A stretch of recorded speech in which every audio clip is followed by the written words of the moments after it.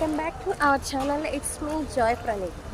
ఈరోజు మన వీడియోలో ప్రత్యేక విధంగా అంతోని వారి పుణ్యక్షేత్రంలో మంగళవారం జరిగే అద్భుతాల గురించి మరియు ఇక్కడ వచ్చిన ప్రతి ఒక్క విశ్వాసులు అనేక మంది అనేక ప్రాంతాల నుంచి వస్తున్నారు. ఈ యొక్క ప్రదేశంలో అంతోని వారి దీవెనలు తప్పగా ఉంటాయనే విశ్వాసులతో తరలి వస్తున్నారు. నేను ఎవరినని మీరు భావిస్తూ ఉన్నారు అని చెప్పి ప్రభు అడిగినప్పుడు, నీవు సజీవ దేవుని కుమారుడవైన క్రీస్తువు అని పేతురు సమాధానం ఇస్తున్నారు. మీ స్నేహితులారా, నీవు పేతురువు, ఈ రాతి మీద నా సంఘాన్ని నిర్మించదను అని ప్రభు అంటారు. ఆ తరువాత క్రీస్తు ప్రభువు ఆ సంఘము నిర్మితం అవడానికి ముందు అది శుద్ధి చేయబడాలి, రక్షణకు పాత్రమవ్వాలి అని చెప్పడానికి, తాను శత్రువుల చేతికి అప్పగింపబడతాను అని, బాధలను అనుభవిస్తానని, మరణించి 3వ దినమున తిరిగి పునరుత్థానుడవుతాడు అని చెప్పి తన యొక్క బాధలను గురించి, పొందబో మరణాన్ని గురించి, పునరుత్థానాన్ని గురించి ప్రభువు చెప్తారు. ఇది విన్నటువంటి పేతురు గారు ఏమంటున్నారు అంటే, యేసుని పక్కకు తీసుకొని పోతున్నారు.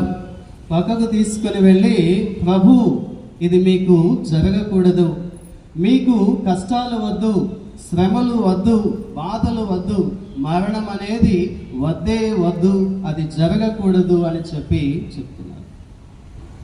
స్నేహితులారా, పేతురు యొక్క ఆలోచనలు తన మార్గమునకు ఆటంకంగా ఉన్నాయి అని చెప్పి తెలిసి, అవి దేవునికి సంబంధించినవి కావు అని చెప్పి తెలిసి, తనను అనుసరించాలి అంటే ఎలా ఉండాలి అని చెప్తూ ప్రభు పలికినటువంటి మాటలే ఇవి. నన్ను అనుసరించేవాడు తను తాను పరిత్యజించుకోవాలి, తన ప్రాణమును కాపాడుకొని చూచువాడు దానిని పోగొట్టుకొనును, నా నిమిత్తమై దానిని పోగొట్టుకొనివాడు దారవోయేవాడు కాపాడుకొనును. సహోదరి సహోదరులారా, తన యొక్క శ్రమలు, మరణము, పునరుత్థానము ద్వారా మానవాళి రక్షణ అనేది యేసుని యొక్క మార్గము, తండ్రి యొక్క చిత్తము. కానీ దానికి భిన్నముగా శ్రమలు వద్దు, కష్టాలు వద్దు, మరణము వద్దు, మాకు పదవులు ఇచ్చేటటువంటి మెస్సయా కావాలి, రాజుగా ఉండేటటువంటి మెస్సయా కావాలి, నీవు అలా ఉండు అని చెప్పి ప్రభునకు చెప్తూ ఉన్నారు పేతురు. పరస్పరము భిన్నమైనటువంటి మార్గాలు, విధానాలు.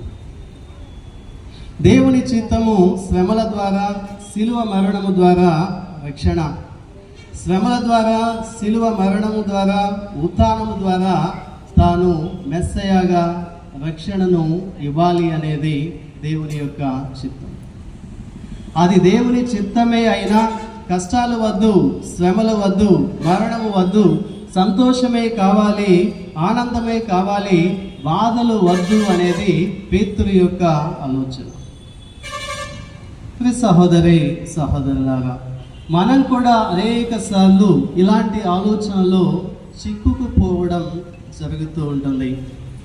పరిస్థితి ఏదైనా కానీ అది నాకు సంతోషాన్ని ఇవ్వాలి, పరిస్థితి ఏదైనా కానీ అది నాకు ఆనందాన్ని ఇవ్వాలి, విజయాన్నే ఇవ్వాలి, ఎలాగైనా అది సవ్యమైన అపసవ్యమైన. స్నేహితులారా, మన సంతోషం, మన ఆనందం దైవ చిత్తాన్ని పాటించడంలోనే ఉంది అన్న విషయాన్ని మర్చిపోతూ ఉంటాం.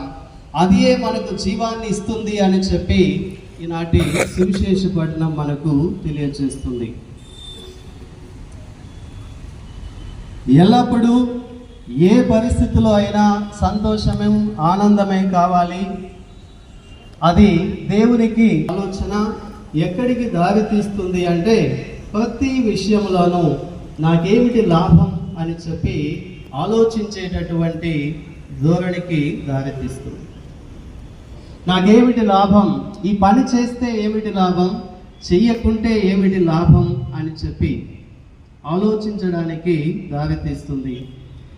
ఇది దేవుని పూర్తిగా విడనాడడానికి కూడా దారి తీసేటటువంటి ఆలోచన ధోరణి, అపసవ్య ధోరణి స్నేహితులారా.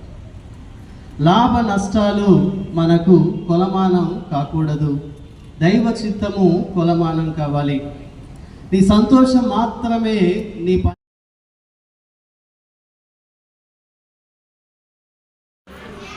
Thank you for watching.